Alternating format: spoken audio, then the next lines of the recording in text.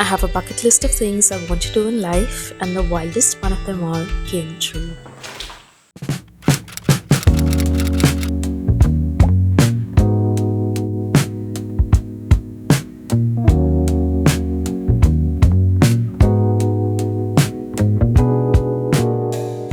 I am going to be going to New York City in a couple of hours, and I've been meaning to do this for so long in my life. Okay, let's go.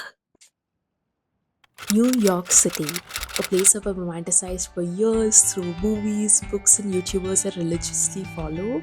And I always wondered what it would be like to live there, what it would sound like, how the Brooklyn Bridge actually looks, whether the subway is really that confusing, what the streets feel like, how the city looks during Christmas, but never once did I wonder how it would make me feel.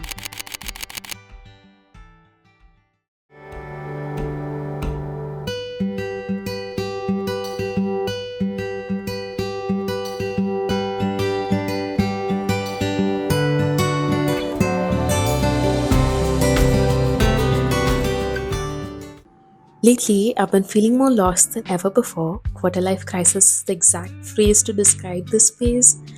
The pressure of having everything figured out feels heavier than ever before. And as a kid, I believed that once I grew up, had a stable job, a place I could call my own, and a few friends I could rely on, I would finally be happy. And now that I'm an adult, my life on paper looks perfect, but somehow I still feel this constant feeling that I'm not doing enough, that I'm behind, that I should be doing more. And it took me a long time to realize that it's not just me, everyone I know feels this way at some point. And maybe the key to having it all figured out is the opposite of what we think we need to do. The way to find happiness isn't by chasing it, it's by unlearning everything you were taught would make you happy. The well paying job, the big group of friends, the expensive trips, the extravagant lifestyle.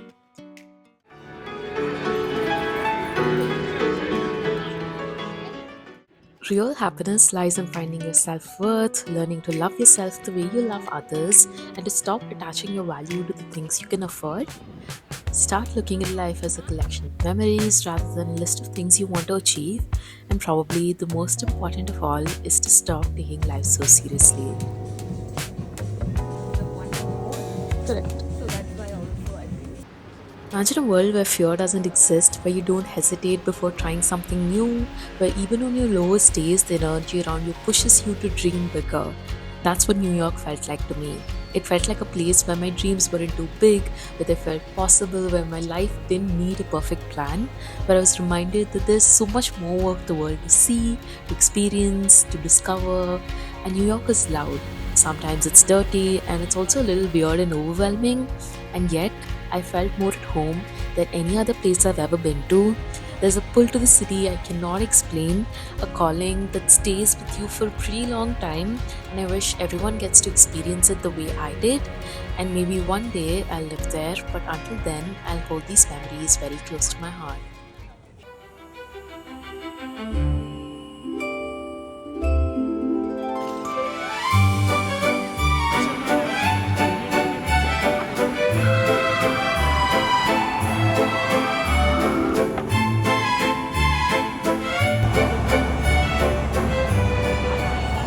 Not even like new to the country. Sorry, what? I am new to the country and I'm like helping her out. I usually, oh my god, is this how my baby looks? Oh, it looks so funny. Okay, I have to change and get a new one. No. The city during Christmas was absolutely magical. It's crowded and almost uncomfortably crowded, and I usually hate places like that, but watching people rush through the cold with their families, couples holding hands, but so adorable and heartwarming. Every corner was decorated for the season. Store windows had the best of their displays, streets were dusted with a little bit of snow, and somewhere always there was a Christmas song playing. It felt less like a city and more like a live movie set you could just walk through.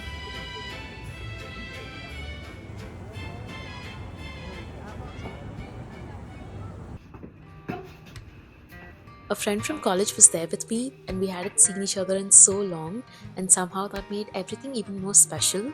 We walked everywhere, figured out how to use the subway. After we got lost on the first day, when our phones died and we were literally in the middle of nowhere, and there was nothing we could do other than to ask for a stranger's help. And we walked so much every day, around 20,000 steps in boots that were absolutely not made for walking. And by the end of each night, our feet hurt so much, but I don't remember caring or complaining. I was just too happy to even notice.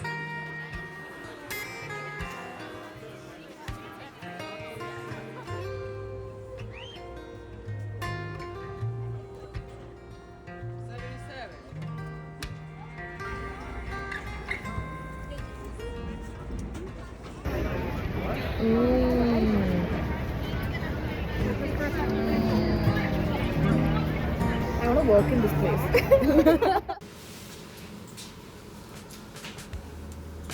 I'm going to be spending a day in New York City by myself. It's almost 2 p.m. right now, and it was a very rainy day today, but I really want to go out and spend this time by myself, even though the room is messy, everything is not going according to what I thought it would be. There's so many things going on at the same time, but I really need to do this by myself, to look back to this time and know that I have done everything that I could. Let's go!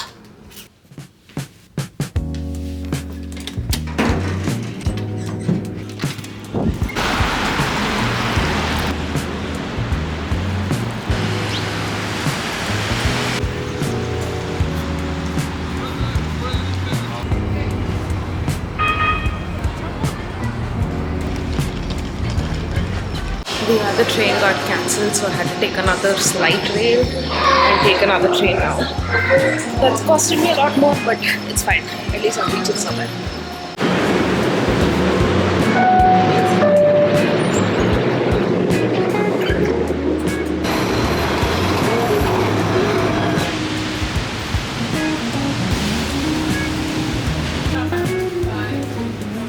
After all of that circus and getting down at the station, it's raining, and this is the reason why I didn't even want to come out in the first place today. But now that I'm outside, I'm trying to find a good cafe to go to, and for that cafe I need to take the bus, and I missed 2 buses that would be connecting to this cafe. 2! Just because I couldn't cross the street in time. So I'm just waiting for the third one. Hopefully I won't miss this one. Even though nothing is going according to plan today, I am still so glad that I did step out. Why is it stopping?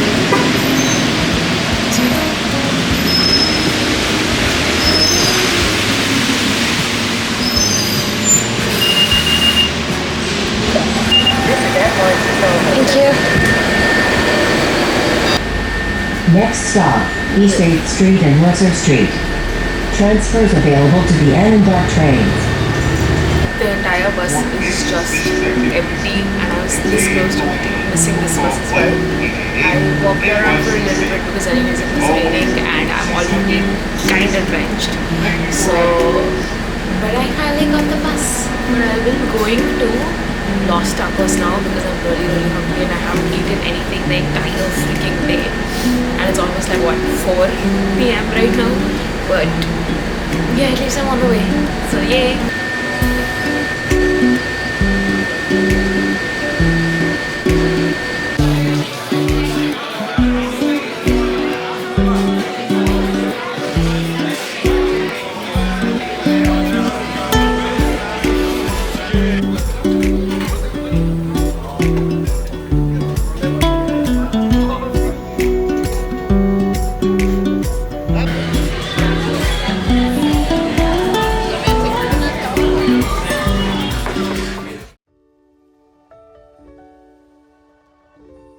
People say solo traveling changes your life, and I used to roll my eyes at that until I did it myself.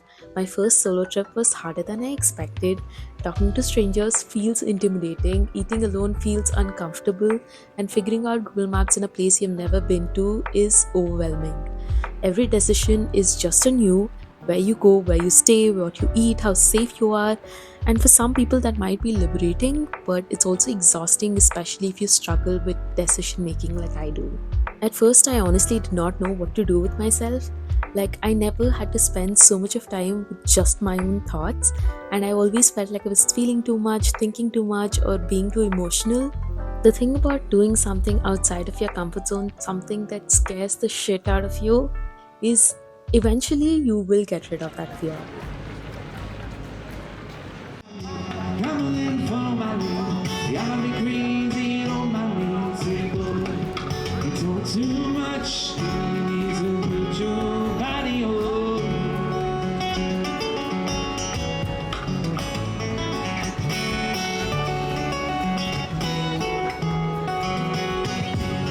I'm in love with the shape of you. Push and pull like a magnet. My heart is so. For the first time during my solo trip, I had to introduce myself to people without using a single word from my resume, and I literally had to sit down and ask myself, who am I outside of my job, my education, my family, and where I come from? And maybe that's why people say solo traveling changes you, not because of the places you see or the things you experience, but because it introduces you to parts of yourself that you never even knew existed.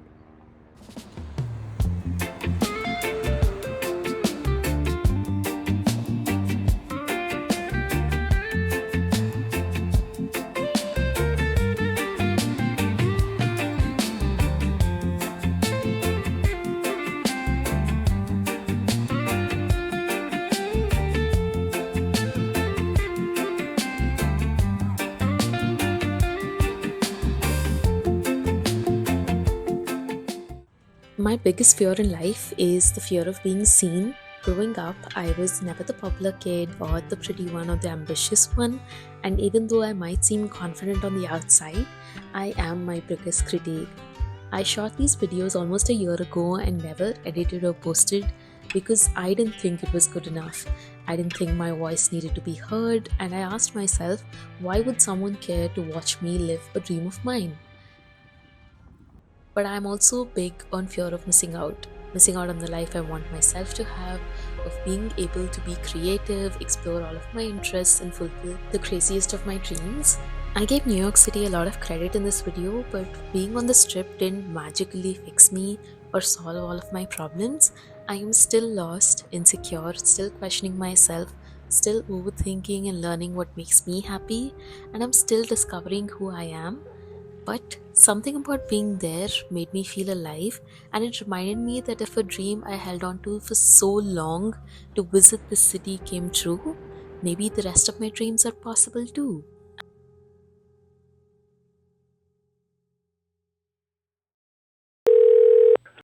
Hey, I know you're busy right now, but I just wanted to tell you something. Your 20s are the craziest years of your life. Some friends go back to school, some get married, some friends have kids, and some move countries, and some friends aren't your friends anymore. You lived your whole life following a path, and suddenly your life can be whatever you want it to be. The goal isn't to have everything figured out, it's to try everything. And if today wasn't your best day, there will be another, a day where your coffee tastes perfect, the sunset steals your breath, you move your body, you try something uncomfortable, and maybe even be good at it. And there is so much more to life than what you're feeling right now. You will feel lost, you will doubt yourself, you will outgrow versions of yourself you once thought you'd keep forever, but there is so much more waiting for you than what you're feeling right now. So take your time, change your mind, start over as many times as you need. You're not behind, and you're exactly where you need to be to become who you're meant to be. And one day, you'll look back at this version of yourself, trying, feeling, hoping, and you'll be so proud that you didn't give up on her.